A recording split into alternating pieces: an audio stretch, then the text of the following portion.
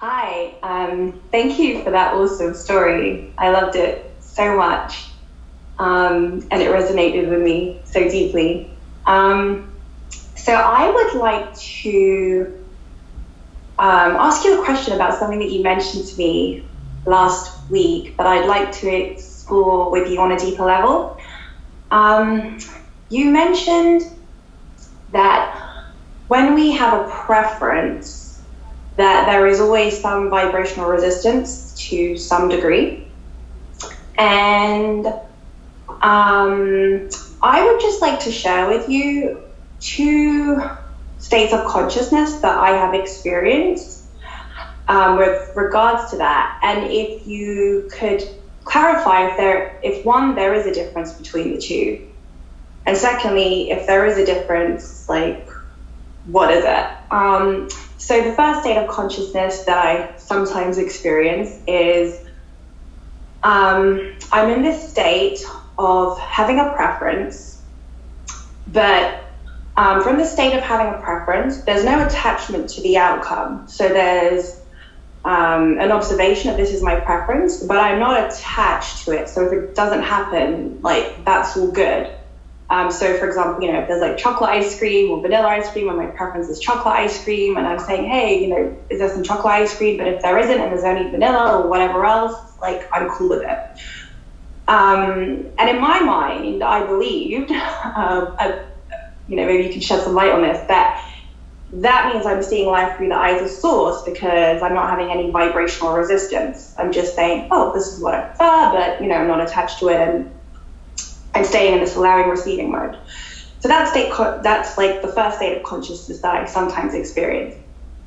The second state of consciousness that I have experienced, and not often, but I have experienced it, which is why what you said to me last week resonated with me so deeply, is I call it the energy of wholeness, where I'm in this state where I feel so whole and complete from the inside out, that I don't need a single thing to change outside of me. And in fact, when I'm in this state, like, how can you want? How can you desire? Because I feel so complete that there's just no preferences and there's no desire. And in my mind, when I'm in that state, I'm also seeing life through the eyes of source, because I'm in this space of non-judgment. And I'm in the space of, you beautifully articulated this last week when you said there's no measurement, because there's no kind of identifying someone as being out of alignment and in alignment, right? There's none of that going on. There's no labeling. I'm just in the moment. So yeah, those are the two states of consciousness that I have experienced, and I would really love your perspective on this. Those two states of consciousness could not have been better explanation of when you are in the process of making preferences, which was that first state of consciousness. In other words, you say that you want to have a chocolate ice cream, but at that moment you do not care about the outcome of having it, because anything goes. Well, something is happening here. Either you really care only about ice cream and you do not care about the flavor, and that's why that feels like you do not care about the outcome, or you might have a little bit of fear. Is that outcome going to come at that very moment? And then you pull back from that desire at that moment. But the moment you said that you wanted chocolate ice cream, it is not about if you're going to have a chocolate ice cream, because that desire that's clear there means you will have a chocolate ice cream. The only question is when.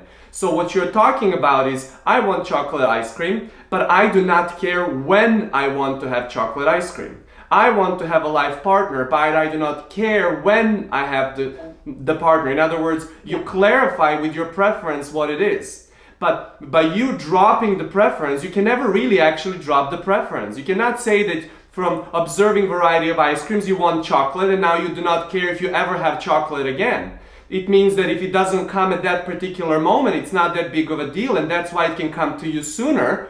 But that does not mean that that preference is gone. That preference can never be gone. Your desire is never gone. Your desire is consistently there, always coming through. And while some of them come into your physical experience and some of them do not come into your physical experience, the only reason is because some of the other ones, you find more of this that we're talking about. You find that preference, and then you release the whens and the hows, and then that shows up to you.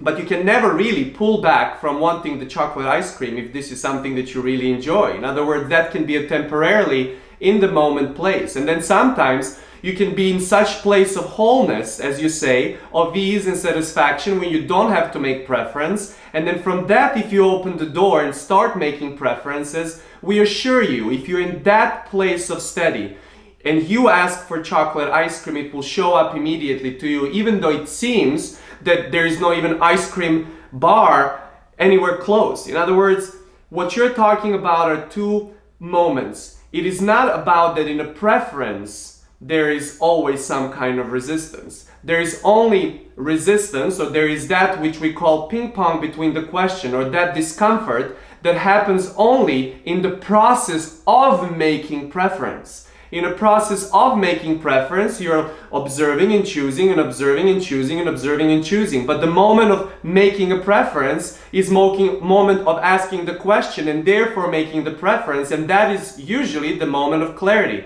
There's so many ice creams that I like. Which one would I want now? And that's observing and choosing, and then the clarity of it, and then you coming in and having it. So at that moment of making the preference, if you at that moment release that preference, in other words, if you release that clear wanting of it into discovery, it shows up to you immediately. So if there is an ice cream bar that you're observing and you're having all these options and you're still going through the same process, you're observing and choosing, and then once you have the clarity of the question, because this question, even having too many flavors of ice cream, Kosta sometimes sits and he does not know which one to go, and he sometimes feels a little bit of discomfort. He would want to have 15 of them because they're also delicious, but sometimes it gets into this place of slight discomfort. So that's that observing and choosing, making the preference, observing variety, and seeing what of that variety is for now. And because all of it is displayed,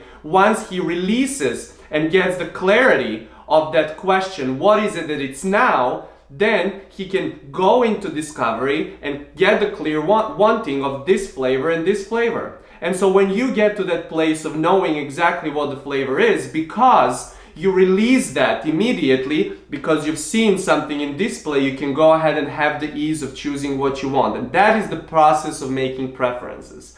But also you can go back and forth in a process of making preference and have the clear wanting of that chocolate place, but then you can start measuring to see, go back and measure to see, well, do I really want the chocolate? And you start going back into observing and choosing, and that's why you probably, as Kosta, sometimes go in a display of a variety of ice creams and can sit there for 10 minutes not knowing exactly what to do, because you have clarity of wanting and you go back into observe and choose. Clarity of wanting, you start measuring it up. Am I going to have this experience with chocolate, this experience of vanilla? And sometimes you go and push that wanting back into observe, choose. Wanting, observe, choose. That measurement of that is usually what keeps you to go back and forth. But once your clarity is there about what is it that you want, and you release it, and you release when it's happening, then it's when you really made the preference and not make the big deal about how and when, and then usually shows up rather quickly. So we wanted to really be particular and specific and as detailed as possible with you, that it's the process of making preference that brings you sometimes a little bit of that resistance. And that moment you do have preference, if you release that wanting into discovery, it has to happen. It has to happen if you don't go and measure up too much. So it's not about you giving up on your desire of chocolate ice cream. It's just giving up on trying to control or trying to measure how quickly is going to get. And we understand and we know that you know what we're talking about when it comes to these states of consciousness you just described.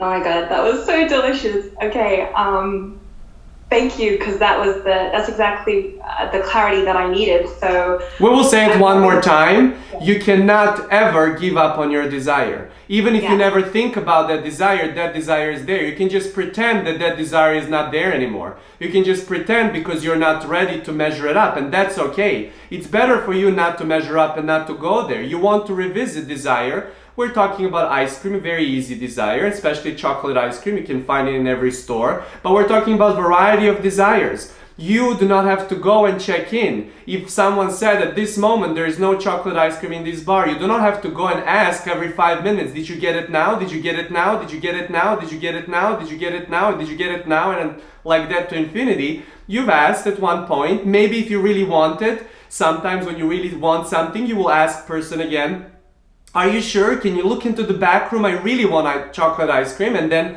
they would usually tell you no. And then you may try even third time and then you usually give up. And that's what you want to do. You want to go to check in on your desire a little bit this time. And then you see what is part of that becoming. You can see how many steps you move towards that desire, or just checking in to see how the feeling, how the emotional state, how that sensing system that you have is telling you how that bigger desire is now becoming more and more and more natural. And that tells you immediately, and you start almost predicting, or you can start sensing it without forcing it. It's so inevitable to you that it's coming through that you then even less want to try to see how quickly it's coming, because you know it's coming.